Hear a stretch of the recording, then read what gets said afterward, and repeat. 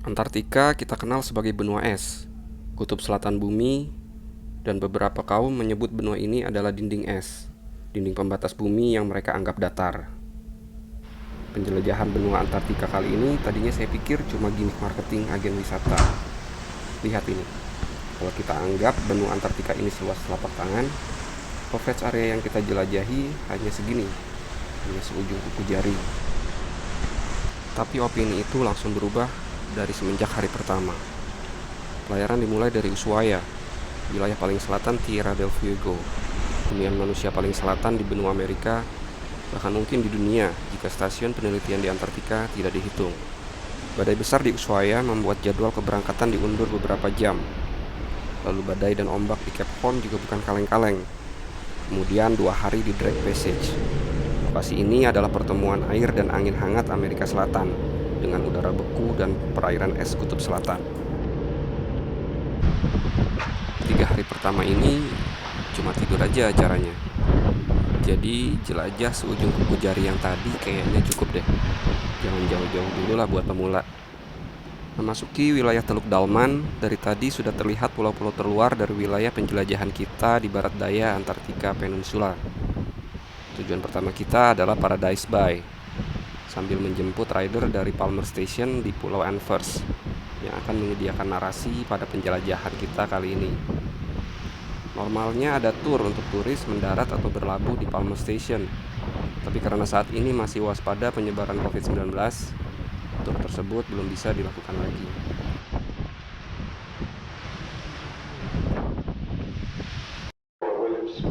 Selepas menaikkan para riders dari Palmer Station kemarin, cuaca menjadi buruk.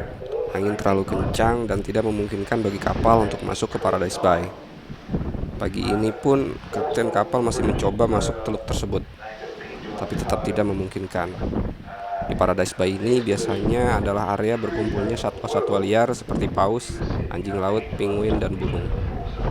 Lokasinya yang berbentuk setengah lingkaran dengan pulau kecil di tengahnya menjadi perlindungan alami bagi satwa-satwa tersebut dari cuaca ekstrim Antartika. Perjalanan terpaksa dilanjutkan menyusuri Gerlache Strait menuju pemberhentian selanjutnya, Hope Bay. Sejatinya, di Antartika saat ini memasuki akhir musim panas. Bukanlah waktu terbaik, tapi masih cukup ideal karena masih ada waktu 2 bulan sebelum masuk musim dingin.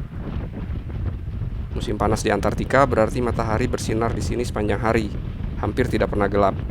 Sulit untuk menentukan waktu di sini, tapi untuk formalnya biasanya waktu ditentukan mengikuti zona waktu pelabuhan terakhir kapal berlayar sebelum masuk Antartika. Dan kapal ini menggunakan zona waktu UTC-3, zona waktu di Ushuaia. Selain diawali dari Ushuaia, ekspedisi Antartika juga bisa dilakukan mulai dari Hobart di Australia dan Christchurch di Selandia Baru, atau tetap dari Amerika Selatan, tapi jika tidak ingin melalui guncangan Cape Horn dan Drake Passage, yaitu bisa dengan penerbangan dari Punta Arenas di Chili langsung ke landasan di King George Island di Antartika, baru kemudian dilanjutkan menggunakan kapal pesiar dari sana. Setelah sepanjang pagi tadi kita menyusuri Gerlache Strait dengan Antartika Peninsula di sebelah kanan kapal, akhirnya kita tiba di Hope Bay. Teluk ini adalah ujung timur laut daratan utama benua Antartika.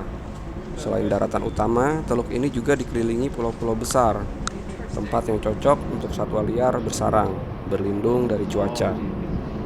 Penguin Adelaide dan anjing laut Weddell dapat dipantau menggunakan teropong ataupun kamera tele. Cukup jauh kalau hanya menggunakan mata telanjang. Meski begitu, landscape dramatis dengan bebatuan besar yang menjulang, juga iceberg yang terapung, jadi sajian pemandangan utama di teluk ini.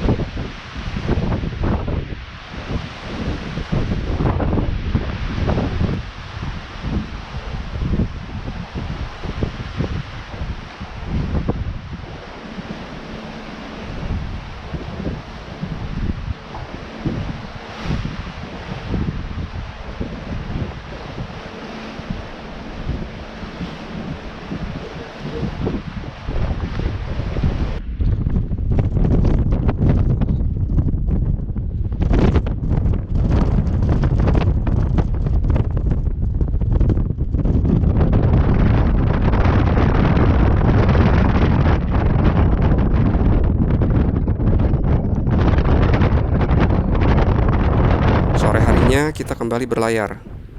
Semalaman nanti kapal akan menyeberangi Selat Bransfield, meninggalkan daratan utama benua Antartika di belakang, menuju Kepulauan Shetland Selatan.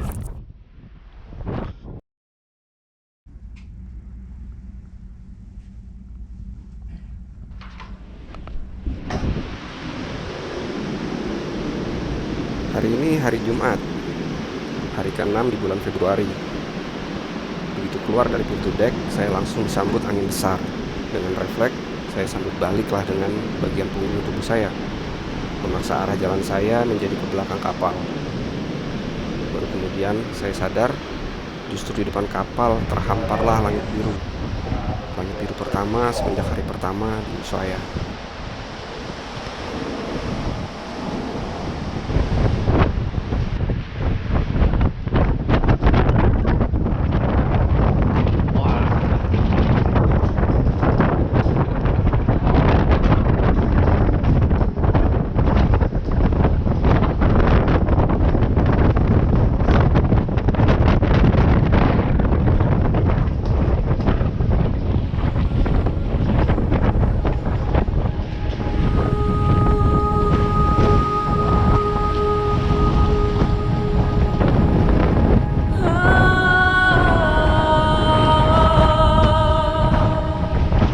Ini masih sangat pagi, tapi pulau-pulau terluar dari Kepulauan Shetland Selatan sudah mulai nampak.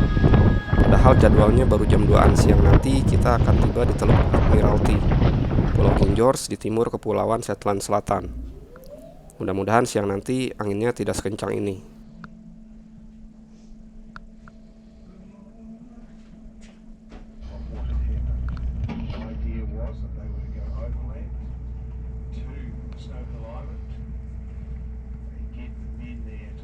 Semakin masuk ke dalam wilayah kepulauan, kapal kita dihadang bongkahan-bongkahan iceberg.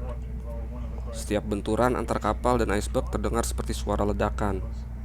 Semoga saja tidak ada bongkahan iceberg yang terlalu besar yang tertabrak kapal, karena iceberg yang nampak di permukaan itu hanya sebagian kecil dibanding ukuran seluruhnya, yang sebagian besar mengambang di bawah permukaan air.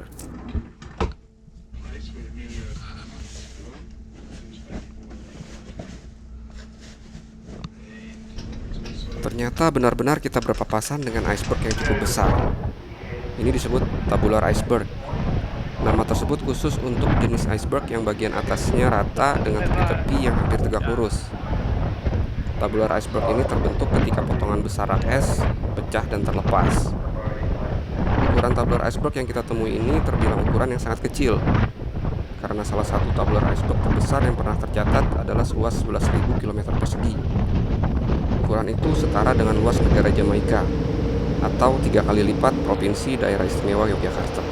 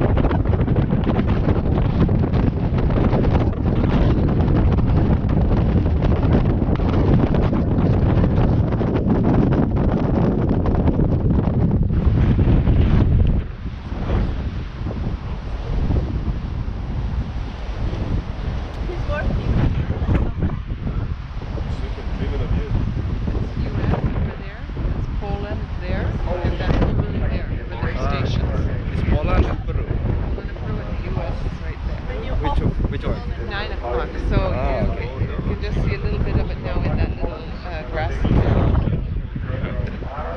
Daratan di depan kita ini adalah King George Island. Di sini terdapat cukup banyak stasiun penelitian Antartika. Dan tadi yang ditunjukkan oleh seorang rider yang mendekati saya di arah jam 9 sana adalah lokasi stasiun penelitian dari negara Polandia, Peru, dan United States. Selain itu, stasiun penelitian untuk Brazil dan Cina juga berlokasi di pulau ini. Di King George Island ini juga terdapat landasan pesawat terbang.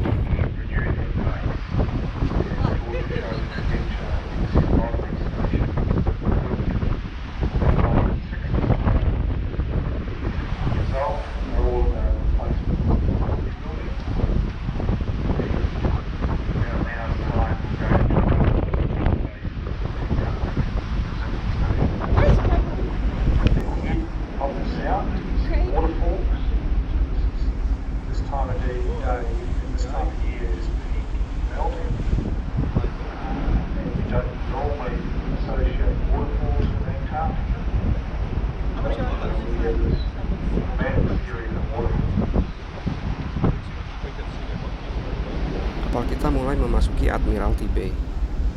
Sepanjang proses tadi kapal mendekati teluk ini, anginnya sangat kencang sekali. Tapi begitu memasuki celah teluk, perlahan-lahan tekanan angin mulai berkurang. Teluk Admiralty ini sangatlah luas dan memiliki lengan-lengan atau inlet, dan juga pulau-pulau di tengahnya. Sebuah benteng alami yang sempurna dari cuaca ganas Antartika, dan sudah pasti menjadi lokasi satwa-satwa liar berlindung. Bahkan di pulau ini terlihat di beberapa sisi ditumbuhi tanaman-tanaman hijau. Warna hijau yang tidak pernah saya lihat selama beberapa hari ini di Antartika.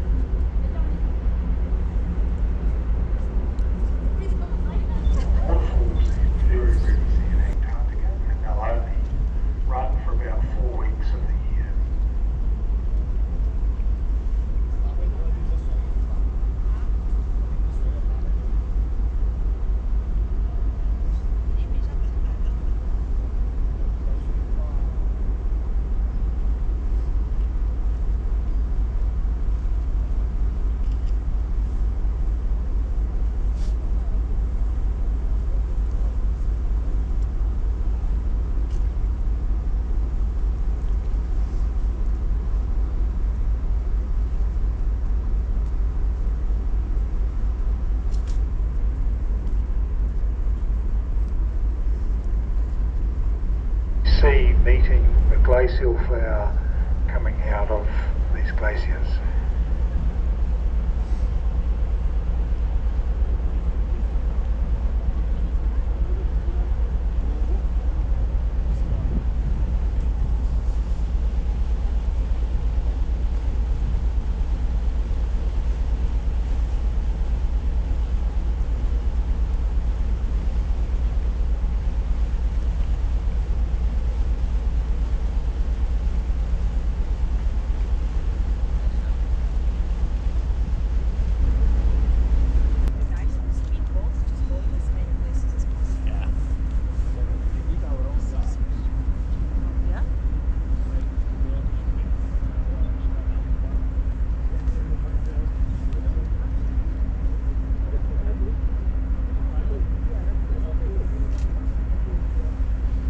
So as soon as the sun goes off the ice sheet will start to freeze again, and these waterfalls will be just very small by midnight tonight, and I'm taking till midday tomorrow to get going again.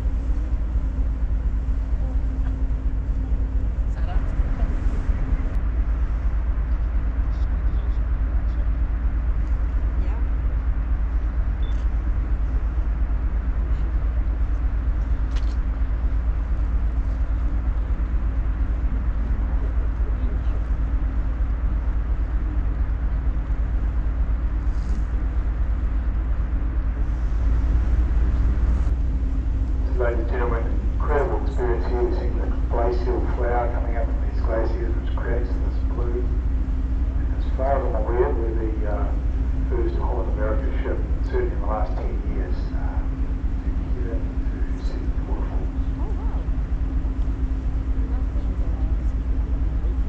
But this is what the glacier was moving through. Right. Oh, okay. Moving through. Okay. The brain is going to be on the bottom. Okay. It's, yeah. In the Midwest, it's, you know, it looks like this, but it was deposited by the glaciers.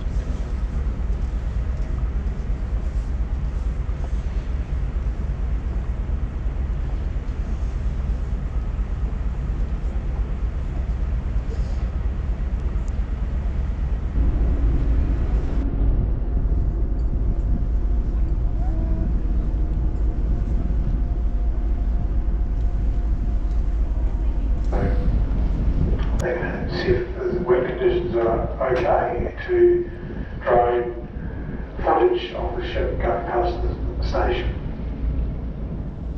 The station was only opened 2 years ago, so it is the newest station in Antarctica.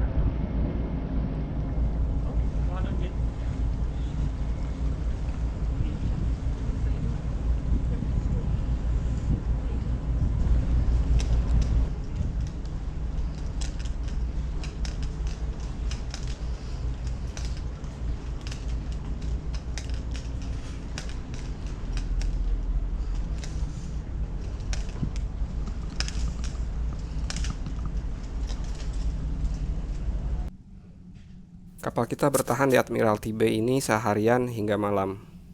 Sepertinya untuk menghindari angin malam Selat Benfield. Dan entah jam berapa akhirnya kapal bergerak meninggalkan Pulau King George. Dan pagi hari ini sudah terlihat daratan Deception Island. Pulau ini berbentuk lingkaran dengan teluk besar di tengah pulau, mirip kue donat, dengan celah kecil untuk masuk ke dalam teluk. Dan sepertinya angin besar mencegah untuk kita bisa masuk ke dalam teluk di tengah-tengah pulau. Terlihat lebih banyak lagi warna hijau di pulau ini. Jadi semakin penasaran bagaimana rupa pulau ini dilihat dari dalam. Deception Island adalah pulau vulkanik dan perairan di tengahnya adalah kaldera. Dan terdapat sumber air panas di pulau ini. Dahulu kala pulau ini adalah markas para pemburu paus.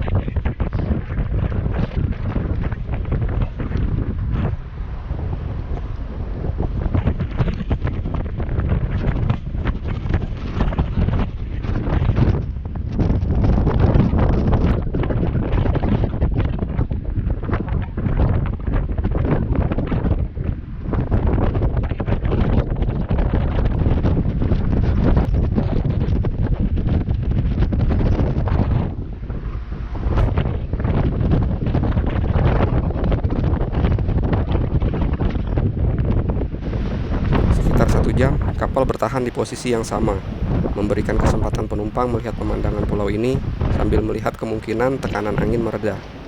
Tapi akhirnya diputuskan kita akan melanjutkan pelayaran. Keselamatan penumpang dan kru jadi yang utama.